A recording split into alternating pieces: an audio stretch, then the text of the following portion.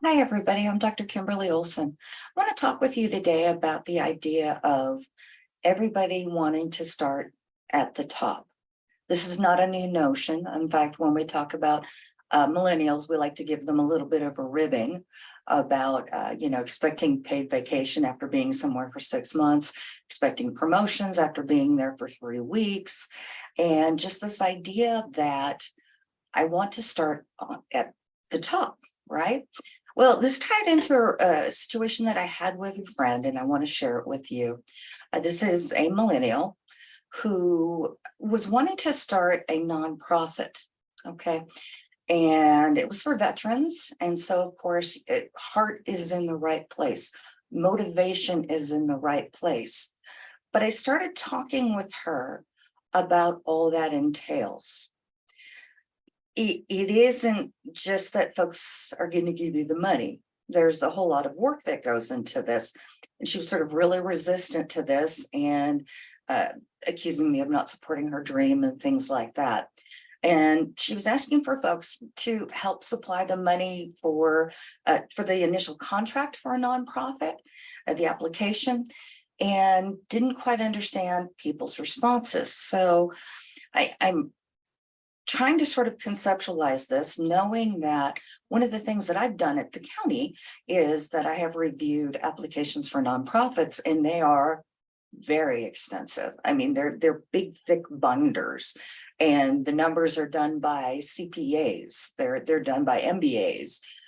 So there's not going to be sort of a real big discrepancy there because, of course, the folks on our end that are reviewing these documents are going to catch that right away, and that would destroy your credibility. Who are you going to have run that agency?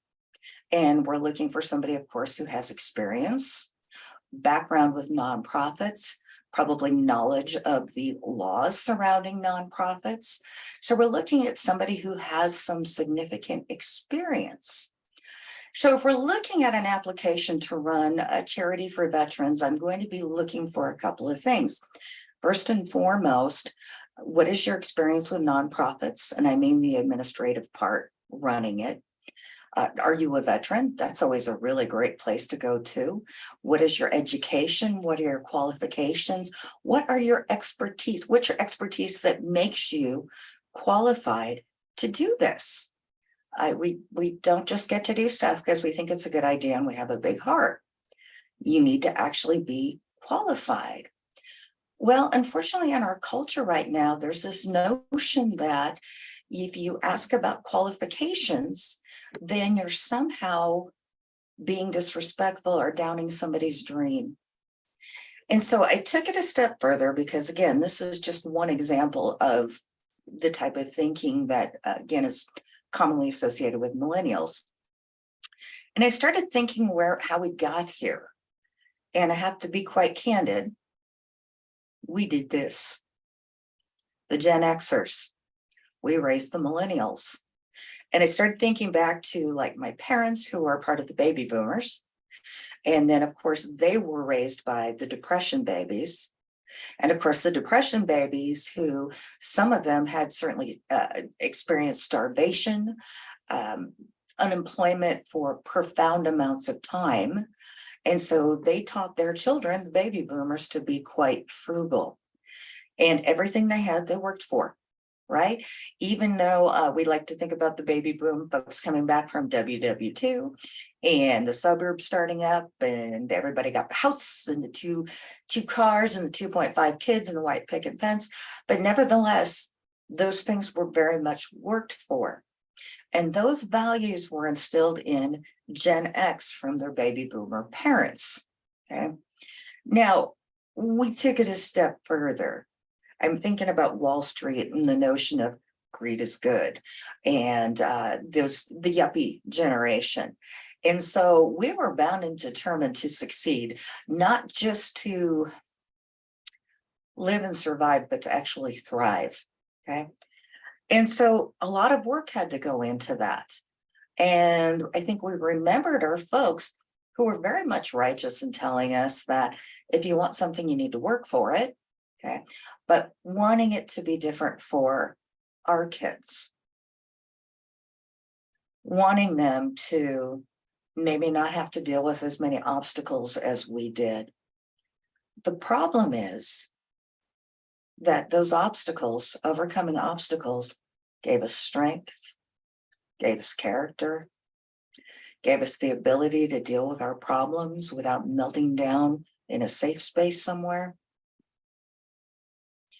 It taught us to choose our battles carefully.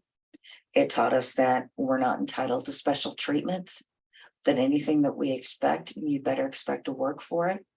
Okay. And what we ended up doing is producing children who struggle to survive. I want to share with you that I had an employee who was constantly late, had other problems at work, and I had to let her go. And her dad came to the office to talk to me. Her father. She had never been taught how to communicate, how to stand her ground, how to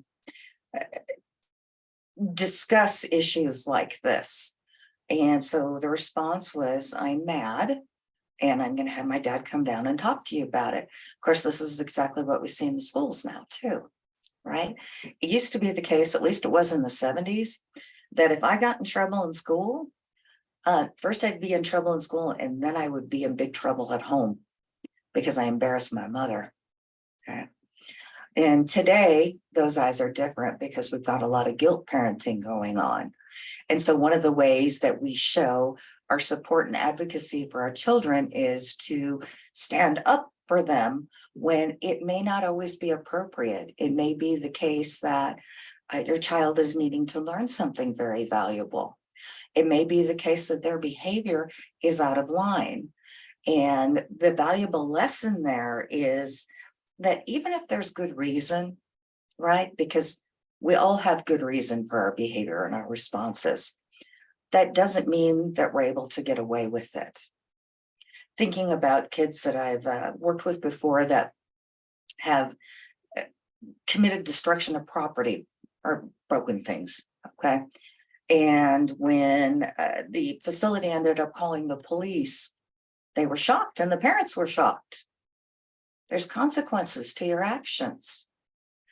And while maybe that didn't feel real good, and maybe your anger and your rage are a product of your childhood, probably, that doesn't mean that you're going to be able to get away with those things. And so I think this was a really valuable lesson, right? That you're not going to get away with this here, because if they had, well, what happens next when they're in a rage? And there's a cliche I remember from working at juvenile hall, which was, if you don't discipline them, we will. Now, that's not coming from like sadistic people. This is coming from a place where children who are raised without boundaries and without discipline often end up thriving. I know it sounds weird, right? Except that you get up at the same time every day, you go to school. If you choose not to participate, there are consequences. You have to take a shower every day. You have to get your homework done. And if you choose not to do those things, there's going to be consequences. I remember working at the hall and certain kids coming back around Christmas time and their birthdays.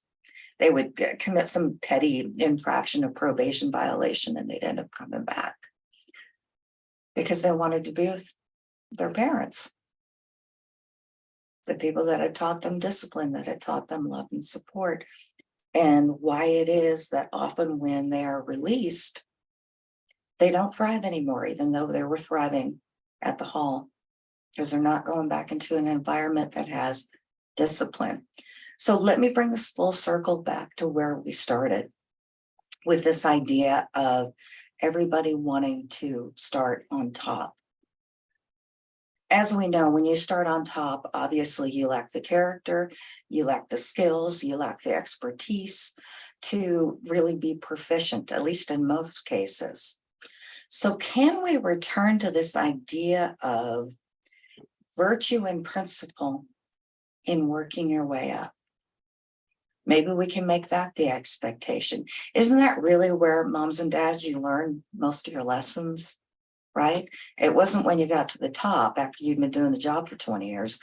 It's during those times that you learned what was really going on at a job, what it really demanded, what kind of character. You learned to empathize with your employees because you were the employee. You learned a lot of character and life lessons. And there's a lot less disappointment. And I really think that, in a sense, we're failing to produce competent people with those skills that are necessary for survival in most cases. And I know somebody out there is going to look at the tech geniuses, okay, but that's not your kid or mine, right? Let's keep it real. These are going to be probably kids that have to function among their peers in the middle class or upper middle class, or even the working class, right? And the skills that they need to do that are skills that involve discipline and character. And starting at the top has nothing to do with discipline and character, but entitlement. Give it some thought, let me know. And again, as long as you're respectful, I'm more than willing to talk with anybody about this stuff. Thank you so much for your time.